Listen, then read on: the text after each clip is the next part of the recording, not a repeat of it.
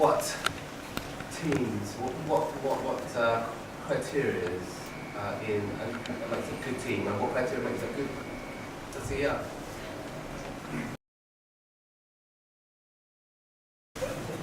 Let's just talk about stage of business.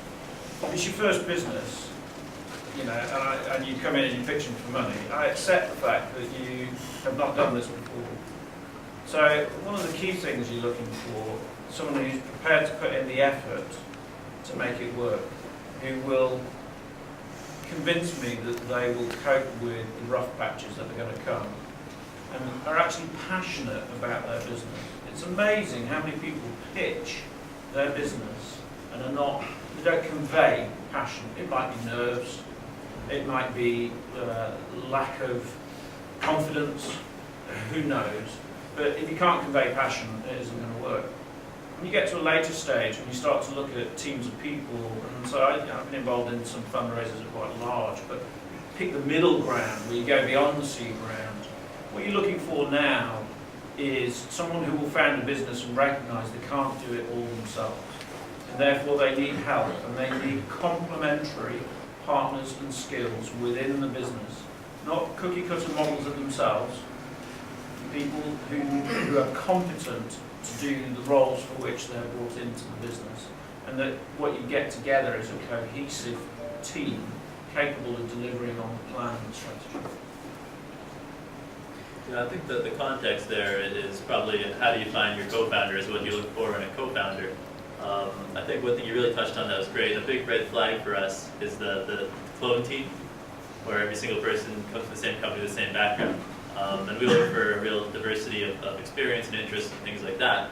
But a team that can still, within that diversity, challenge each other respectfully, and they're going to be able to, spend the next 8 months locked in a small room for 80 hours a week together. And I think that's something it's really hard to quantify. It's actually a lot easier when you're looking for someone to co-found. I think it's one of those sort of gut checks you can really understand only yourself. Yeah, how do I say this without sounding ageist, bringing the thing up again? We had a deal about a year ago where the VCs loved everything except the founder, who was the wrong side of 60. He was a brilliant guy, genius, great engineer, but with him at the helm, they wouldn't invest. We switched the CEO around, and that was his son-in-law. This is another thing, if you have a family member in the business, that's an interesting dynamic that a lot of investors shy away from. So this guy was the son-in-law, he was the right side of 40, and their business got 800k within a few months. So that's important. There's an age thing, is it a young team, what's the dynamic, there's obviously the skills gap, the knowledge, the experience, and so on as well. So all of that these guys have said, but there's a few things there. Family dynamic, age is also a factor. Having, the VCs are basically essentially investing for 3-5 years. They want to know that there's a great young team with bags of energy that they're going to deliver on it. Perseverance too. Yeah.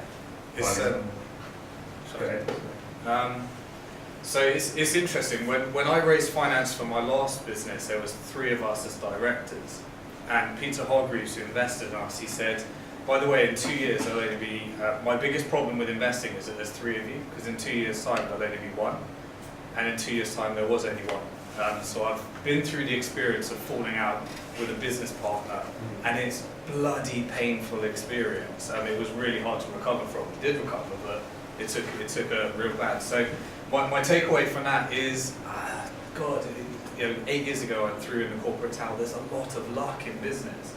There's a lot of luck. And finding the right co-founder, sometimes there's a lot of luck in that, whether you get it right or not. But here's what you can put odds in your favour by turning up at the right places. I think to start a business you need 2 things. You need someone that can build product, and you need someone that can sell product. And that's what you need. If you've got 2 product builders, you've got a problem. If you've got 2 salespersons, you're going to have loads of refunds and lots of problems. You need someone that can build product, someone that can sell.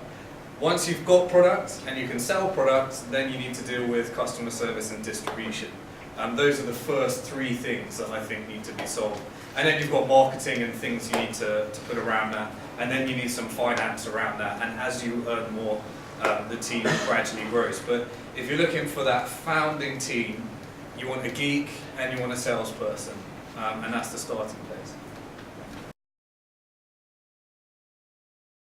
And what I've wondered since that, and never actually had a proper concrete answer on, is the extent to which, following on from what you said, you're actually allowed to use creativity to pitch ideas, and how that sits with FSA regulations and things like that.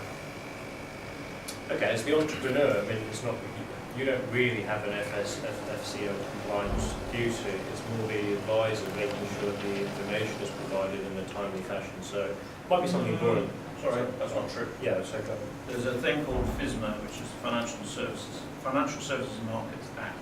It covers directors of companies that are raising money. You do have a legal, it's governed by the FCA. You do have a legal obligation when you're raising money. The penalty for getting it wrong, in theory, is you could go to jail if you like. 7 years. No one ever has that I'm aware of in the last 10 years. Just be aware of that you do actually have a legal responsibility. Even though that Barry and I are governed by the FCA, even as a director of a company, you are covered by laws that affect that. Sorry. No, very true. But what I'm saying is, the world has moved on and the tools exist, and we've pitched very, very creative investment proposals out there. It doesn't always have to be a stodgy paper, traditional way. The bean counters will always want to see that as well, potentially, or maybe not. So again, it depends on what sector you're in, what you're presenting, what you're pitching, and how quickly you want to move.